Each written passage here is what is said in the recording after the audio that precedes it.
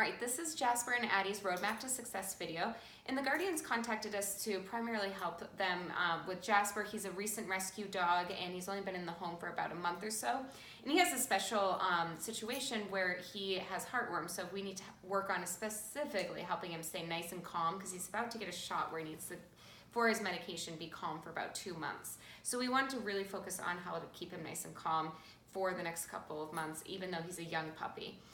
Or a year old or so. So one of the first things that you want to do is make sure you're using our petting with a purpose technique. Remember that every time you pet him, you're rewarding his behavior. So if he is jumping up or doing something like that, if you wouldn't say, do that again, you don't want to pet him. On the alternative side though, when you want to pet him and he's coming over to look for attention, ask him to sit initially and then reward him for sitting. Only ask him to sit once. You can reinforce that by standing up and looking at him if you're in the sitting position yourself to help him make that transition. But over time, he should come over and start sitting on his own. That's called social manding, and it just means that he knows that now the new way to ask for attention isn't, jumping up on your lap, jumping on you, or pawing at you. It's to sit and be polite. So that's our petting with a purpose technique. You also want to make sure that you're having the dog sit before going through doorways. That's just, again, working on that impulse control and inhibition control where they don't just see something, they want it, and they do it. So make sure that you're having them sit and then use a release word. I think we came up with break. So the dogs are going to use the word break, and that's their command word to be able to go outside and go through the doorway. You can still do this if they're on a leash. And speaking of leashes, I want to refer you to our website. Go to dogonproblems.com, dog training tips. In the search term bar, type in structured walk, and you'll see a bunch of videos on how to go out for a structured walk using that martingale and leash setup.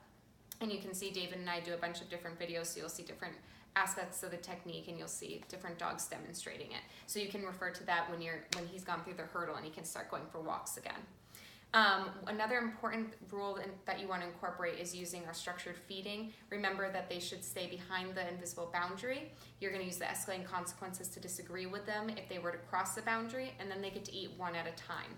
Remember to make sure that you're eating something beforehand, so you're eating a carrot or something crunchy. And I'll refer you to the video above this one to go over that in more depth, and you can see that. But you can also use those invisible boundaries anywhere else in the house. You can create it by the front door, so they know that they can't go rushing to the front door when guests arrive. You can have it set up that when you're in the living room having something to eat on the couch, that they have to go over on their beds or stay at a certain distance away from the couch. So you can use this invisible boundary concept and the escalating consequences to reinforce those boundaries pretty much wherever you want.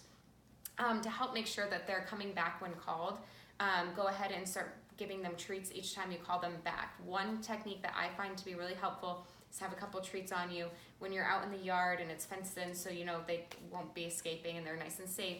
Call them over, give them a treat when they come over, and then let them go back to playing.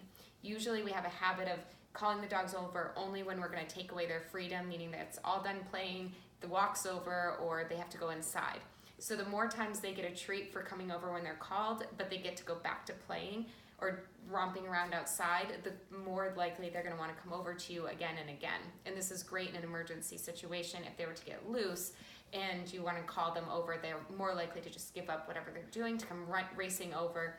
If they were to get loose, make sure that when they come racing over to you, you give them lots of praise because they came back. We don't ever want to punish dogs when they take off or anything like that. And then let's see, anything else big that we went over that I can think of? Let's see.